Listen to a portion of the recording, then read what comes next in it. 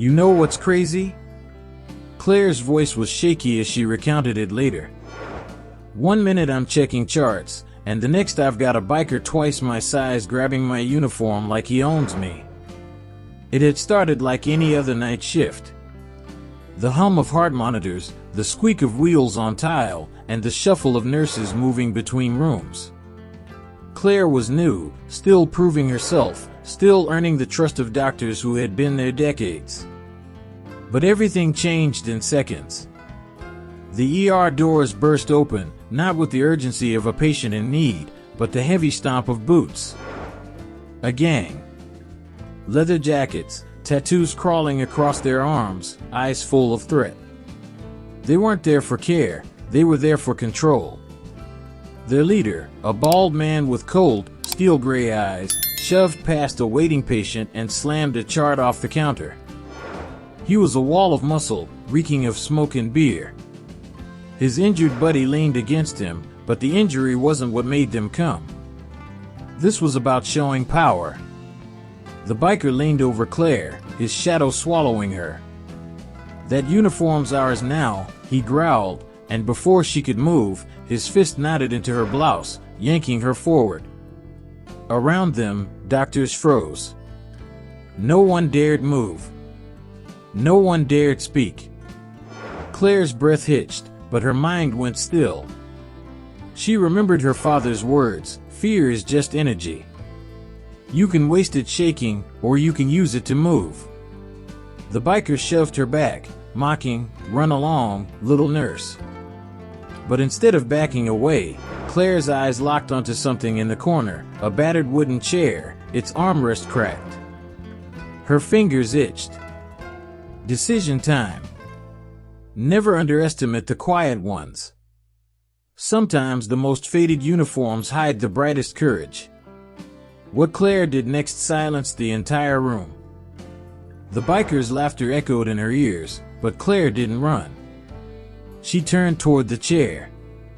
Her hands wrapped around the cracked armrest and, with a sharp yank, the splintered wood came free. Jagged. Sharp. Primitive. Gasps rippled through the room. Nurses stepped back. Doctors whispered.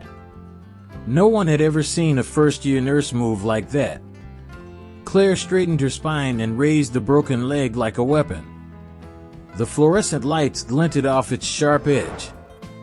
She stepped closer, closing the distance between herself and the biker until only inches separated them. "This is a hospital," she said, her voice calm, steady. "My job is to help people. But if you think I'll let you terrorize my staff, you picked the wrong day." The biker's smirk faltered. His crew shifted uneasily, their confidence shaken. They had expected fear, not fire. Behind them, a doctor started to whisper, "Claire, don't," but she silenced him with a single look. She wasn't bluffing. Not tonight.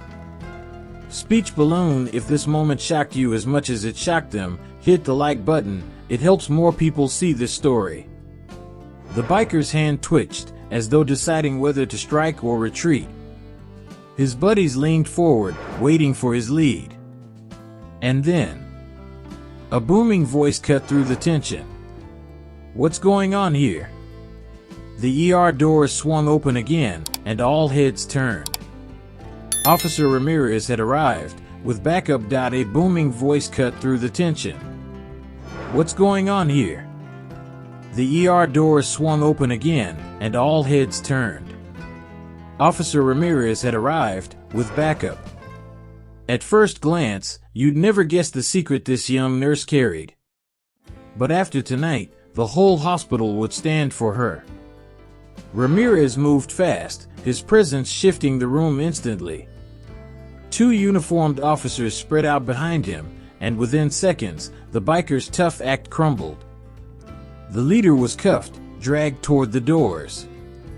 He glanced back at Claire, expression hard, but with something new in his eyes. Respect. His crew followed, silent now, their boots squeaking across the polished floor. The ER exhaled. Monitors beeped. Life resumed. But nothing felt the same. Claire lowered the broken chair leg, setting it gently on the counter. Her hands trembled, the adrenaline finally wearing off. The head doctor walked up slowly, resting a hand on her shoulder. "That," he said softly, "was the bravest thing I've seen in this hospital." Word spread like wildfire. Nurses from other floors came by to thank her. Patients whispered her name with gratitude. By the end of her shift, Claire wasn't just another nurse. She was someone who stood tall when no one else did.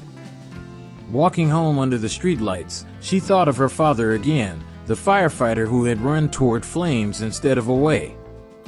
Tonight, she realized, she had inherited more than his work ethic. She had inherited his courage. The next morning, she found a surprise waiting in the ER corner. A brand new chair sat where the old one had been.